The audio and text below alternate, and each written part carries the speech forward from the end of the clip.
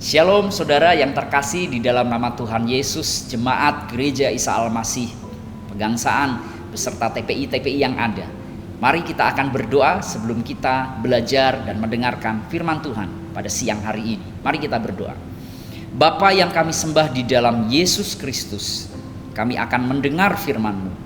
Berikan kami hikmat yang daripada Tuhan, supaya firman yang kami renungkan pada siang hari ini memberikan kami kekuatan, memberikan kami perspektif yang baru. Di dalam nama Tuhan Yesus kami berdoa dan bersyukur. Amin. Shalom saudaraku. Hari ini kita akan belajar firman Tuhan yang terambil di dalam Daniel pasal pertama ayat 3 sampai ayat yang keempat. Alkitab berkata, lalu raja bertitah kepada Aspenas, kepala istana, untuk membawa beberapa orang Israel yang berasal dari keturunan raja dan dari kaum bangsawan, yakni orang-orang muda yang tidak ada sesuatu cela, yang berperawakan baik, yang memahami berbagai-bagai hikmat, berpengetahuan banyak, dan mempunyai pengertian tentang ilmu, yakni orang-orang yang cakap untuk bekerja dalam istana raja, supaya mereka diajarkan tulisan dalam bahasa orang Kasdim. Saudara, di ayat ini menceritakan bahwa Raja Nebukadnezar, Raja Babel, itu memberikan perintah kepada Aspenas, kepala istana, untuk mengumpulkan orang-orang muda.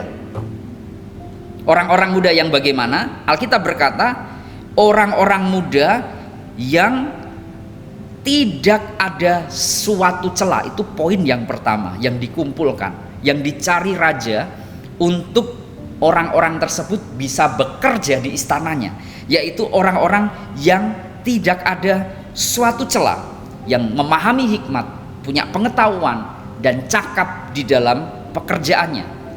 Nah, menarik sekali, ternyata Daniel memenuhi kriteria tersebut. Daniel merupakan orang yang memiliki kehidupan yang tanpa celah. Kehidupan yang tanpa celah ini berbicara tentang kekudusan. Kemudian Daniel memiliki hikmat, memiliki pengetahuan, cakap dalam pekerjaan. Ini berbicara tentang skill.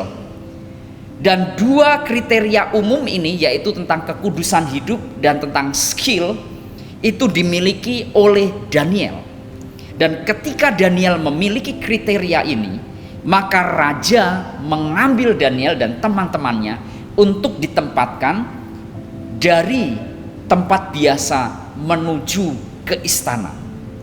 Nah saudara, dari kisah ini kita belajar bahwa kekudusan hidup, skill yang kita asah terus, itu akan melengkapkan rencana Tuhan di dalam hidup kita, untuk kita bisa menempati posisi-posisi yang bagus di dalam pekerjaan kita, untuk menempati destinasi tertinggi di dalam panggilan kita, terutama di marketplace dan juga di dalam karir kita.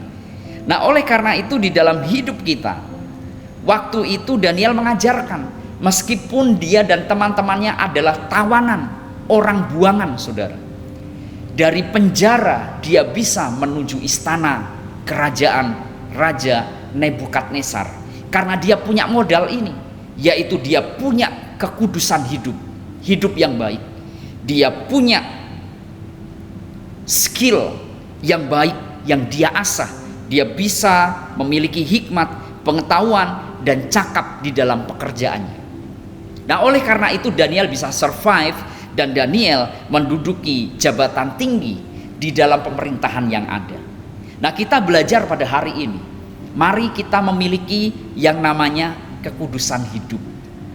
Mari kita memiliki yang namanya skill. Nah, kekudusan hidup itu bisa dicapai kalau kita hidup dekat dengan Tuhan. Kalau saudara rajin berdoa, kalau saudara terus merenungkan firman Tuhan dan mempraktekannya, kita bisa mencapai yang namanya kekudusan hidup, di mana kita tidak mau dan menjaga hidup kita dari dosa. Nah, skill bisa kita dapatkan ketika kita mengasah keterampilan kita, dan itu butuh waktu yang panjang.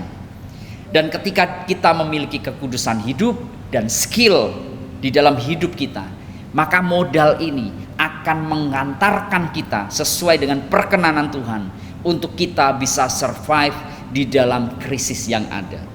Nah, oleh karena itu saudara-saudara yang terkasih di dalam Tuhan, mari kita mengejar yang namanya kekudusan hidup. Kalau itu dosa, mari jangan lakukan. Kalau itu membuat Tuhan sedih, mari jangan lakukan.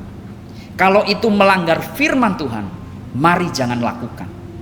Dan mari kita mengasah skill kita. Mari kita mengasah keterampilan kita. Kita memberikan yang terbaik di dalam setiap bidang yang kita kerjakan.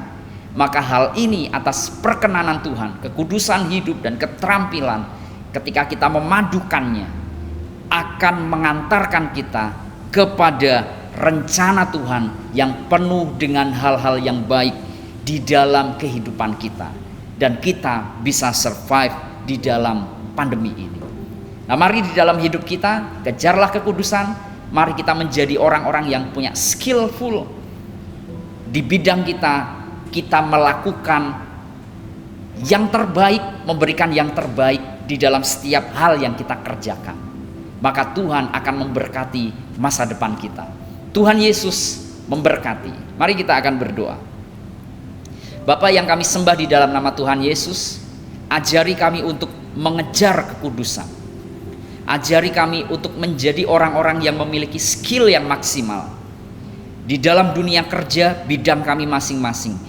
Ajari kami untuk memberikan yang terbaik di dalam setiap apa yang menjadi tanggung jawab kami, supaya penyertaan Tuhan nyata atas kami. Terima kasih Bapa, meteraikan firman-Mu di dalam hati kami, dan ajari kami untuk melakukannya. Di dalam nama Tuhan Yesus kami berdoa dan bersyukur. Amin.